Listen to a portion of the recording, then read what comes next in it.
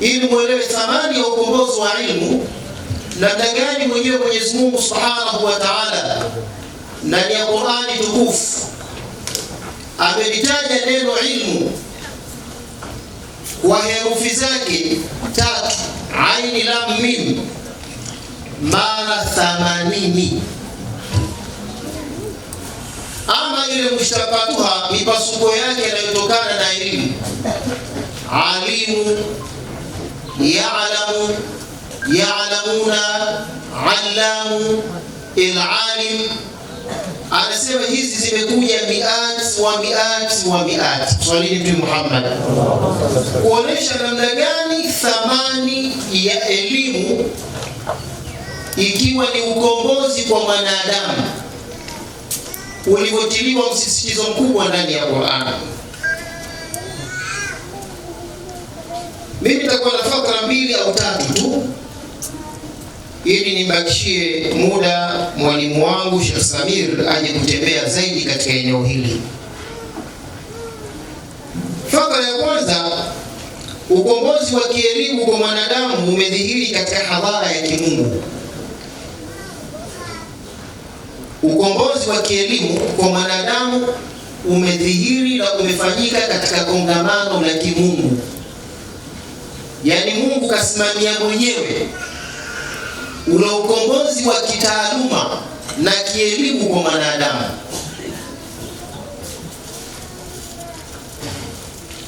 Naogopa kusema, lakini itakuwa ni jitihadi. Kama nimekosea sitopata dhambi,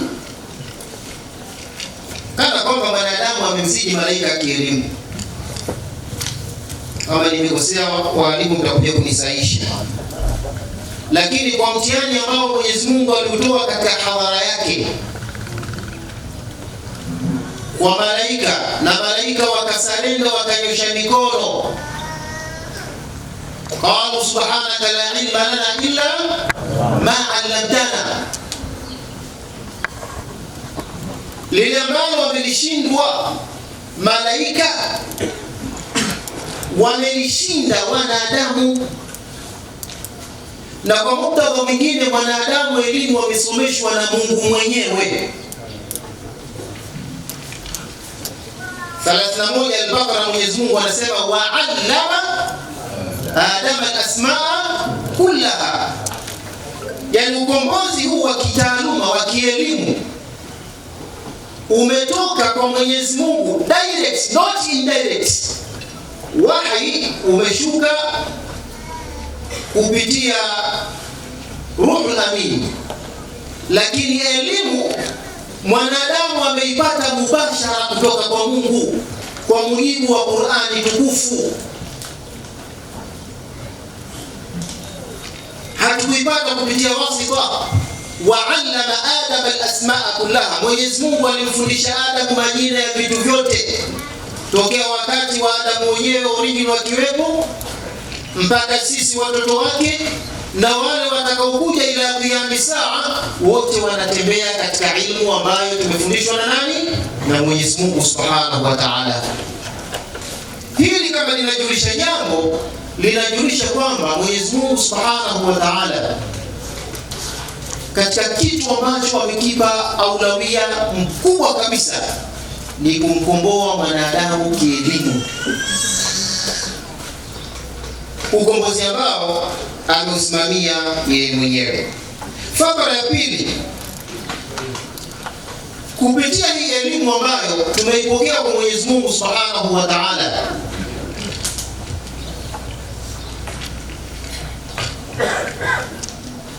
mwanadamu amejikomboa kuyatawala mazingira yake ya ardhini na mbinguni.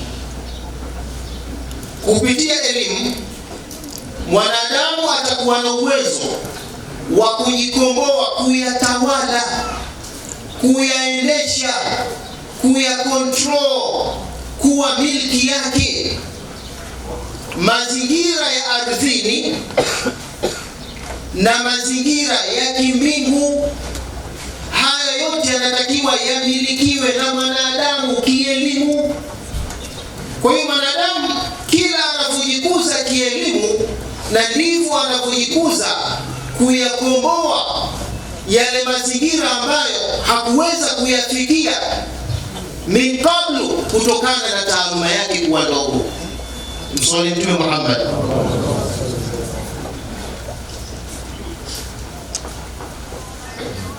Kwa sababu Mwenyezi Mungu alipotushusha duniani wanadamu ametuelekeza ndani ya Qur'ani pale aliposema wa qulna bitu ba'dukum li ba'din aduwwun wa lakum fil ardi mustaqarrun wa mata'un ila hin. Eneo ambalo Mwenyezi Mungu amelifanya kuwa ni istikrari kwa wanadamu.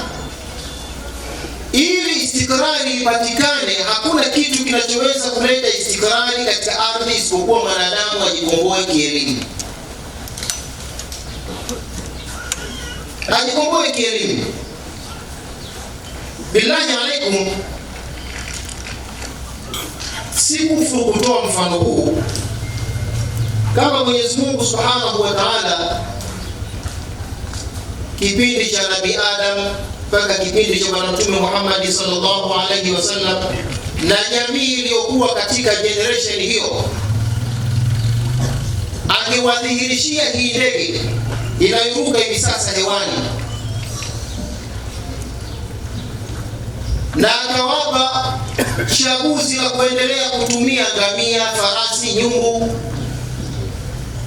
wasingekubali kutumia wanyama kwa miezi kadhaa, wakati kuna chombo kinachoweza kwenda kwa masafa. Hapa Shinyanga kuna wenzetu waliotumia usafiri wamekuja takriban siku 2 kasoro, na wale waliotumia anga wametumia saa kufika Mwanza na kufika Shinyanga. Ukombozi huu ni lazima upatikane kupitia elimu.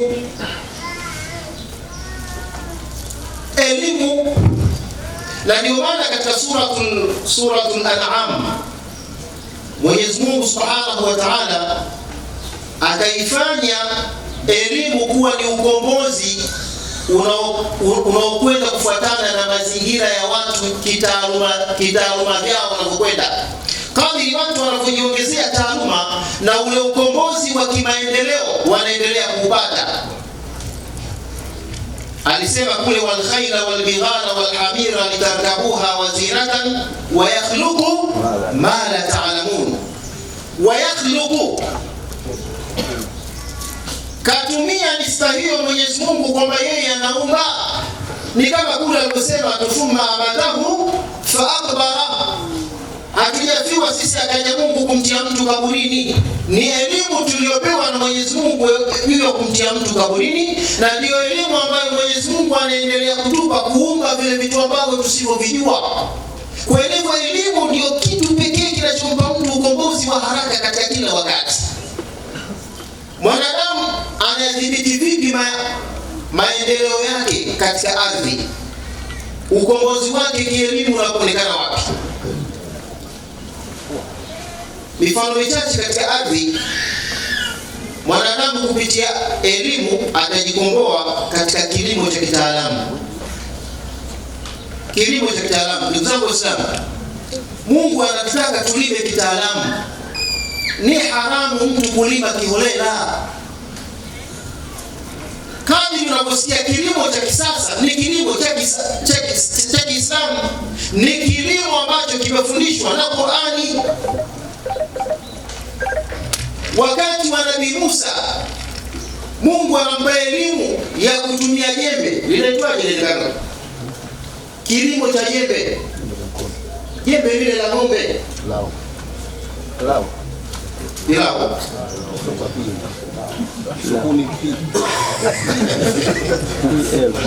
Tumesomesha shuleni. Nabii Musa anafundishwa kilimo cha umwagiliaji kupitia ng'ombe, na sasa hivi kimetoka kwa hali ya juu. Kwa sababu gani? Mwanadamu anatakiwa ajikomboe kupitia kilimo, kupitia elimu. Ni kosa Muislamu kawa na shamba na mashamba unalima kienyeji. Haramu. Kilimo kilichokuja hivi sasa unaikuta nyumba nzuri kama hii ya Sheikh Abubakari hapa. Ndani huko kuna mazao ya nyanya, bamia, vitunguu. Wao kinjolea kama nyumba ya kawaida. Lakini ni kilimo ambacho Mwenyezi Mungu Subhanahu wa Ta'ala amemtaka mwanadamu katika yale mazingira yake anayoishi pia aishi na kilimo cha kitaalamu ndani. فلينظر الإنسان إلى طعامه أن صببنا الماء صبا ثم شققنا الأرض شقا فأنبتنا فيها حبا وعنبا وقضبا. Vijitego, vijimeza, au sio imani? Zile mboga mboga. Sasa hivi wazungu wana taaluma ndani ya fensi yake analima vijitego. Sio taaluma yake, ni ukombozi alioleta Mtume Muhammad kupitia ndani ya Qur'ani. Qur'ani ambayo tunaimba kila mwezi wa Ramadhani, shahru Ramadhana alladhi unzila fihi alquran hudan linnasi. Ofa imetolewa kwa wanadamu wote anayechangamkia fursa. Hakusema hudan lilmu'minin wala hudan lilmuslimin, hudan linnasi. Kila anayechangamkia fursa, akichangamkia Kristo kaipata, akichangamkia Yahudi kaipata. Wewe Muislamu ukiganda kwenye fiti na taadili utabaki hapo. Utamuona yule kakuletea jambo jipya, kumbe ni ukombozi ambao ukaupata ndani ya Qur'ani. Lakini si hivyo. Kupitia kujikomboa kitaaluma tulipoletewa na Mwenyezi Mungu na Mtume Muhammad, tutaweza kuyatawala mazingira ya ardhi katika upande wa madini ya aina zote. Madini ya aina zote. Hapa Shinyanga tulipokaa hapa chini pana rasilimali. Lakini hizi rasilimali hatuwezi tukazijua hata kama tutaamua tusome misahafu wote tulokaa hapa tugawane.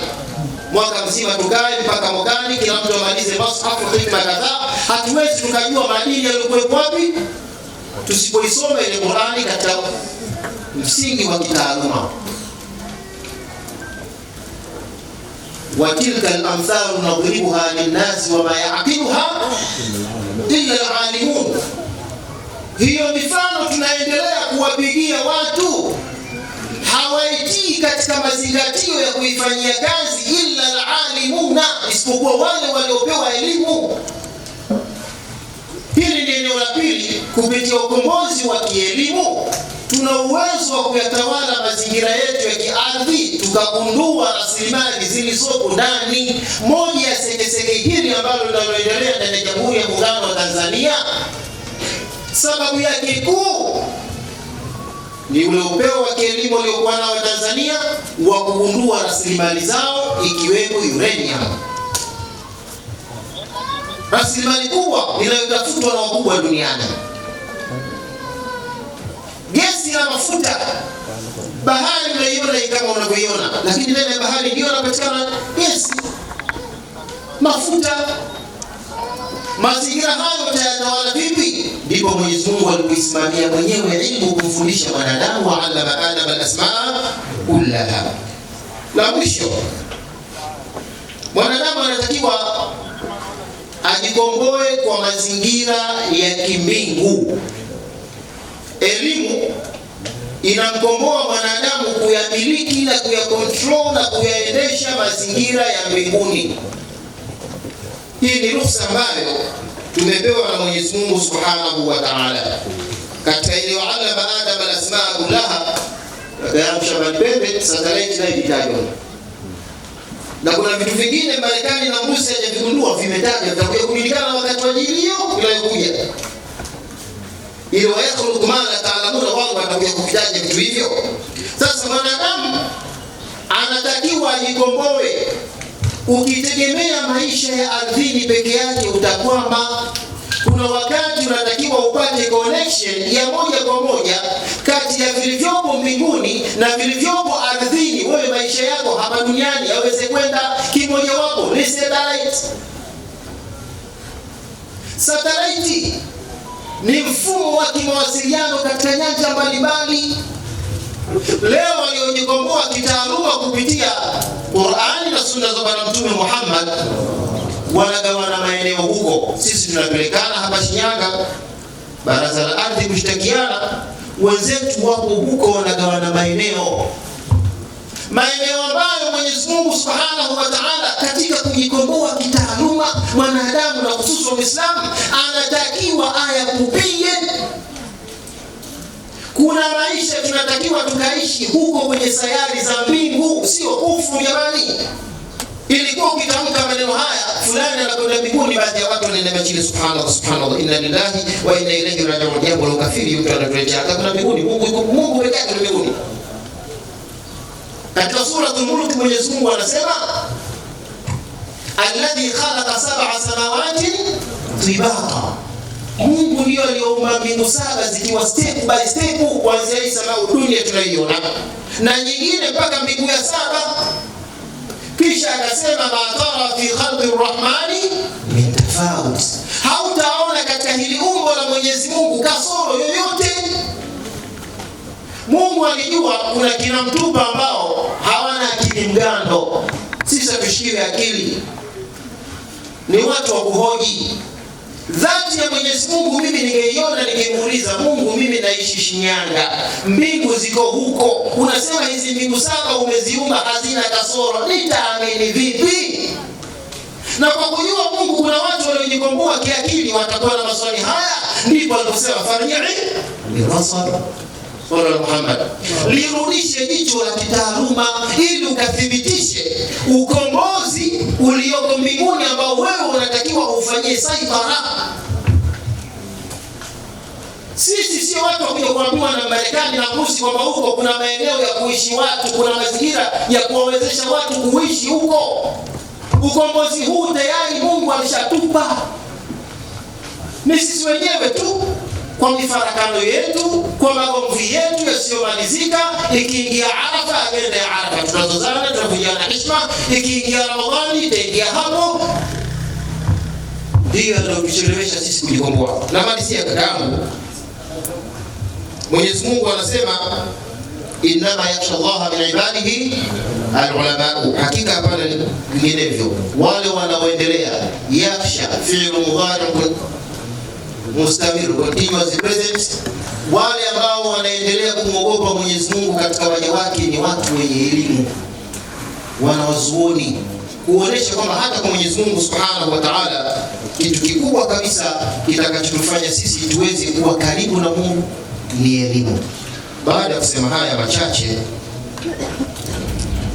yanayoonesha ukombozi wa Mtume Muhammad sallallahu alaihi wasallam kwa wanadamu kupitia elimu, haya niliyosema na mifano yake ni vitu vichache sana kuliko ni vile ambavyo vimebakia ndani ya Qur'ani na sunna za Bwana Mtume Muhammad sallallahu alaihi wasallam. Ujumbe wangu, chonde chonde Waislamu, chonde chonde pesa tunayoitumia kuwasomesha watoto wetu masomo ya kisekula, tutumie pesa hiyo hiyo au kubwa kulikoni hiyo kuwasomesha watoto wetu masomo ya kiilmu. Tunaposema ilmu, maana yake school na madrasa na shule qaba qausaini au adina. School inatolewa ilmu na madrasa inatolewa ilmu, ni jina moja tumepumbazwa tu, kule ikaitwa school au shule, huku ikaitwa madrasa. Kwa Kiarabu, kwa Kiswahili tunasema shule. Kwa hivyo elimu inayotolewa shule, kama unalipa milioni moja, basi na elimu hiyo hiyo uilipe shule ya madrasa, ili mtoto afikie kule ambako uongozi anatakiwa kupata. Assalamu alaykum wa rahmatullahi wa barakatuh.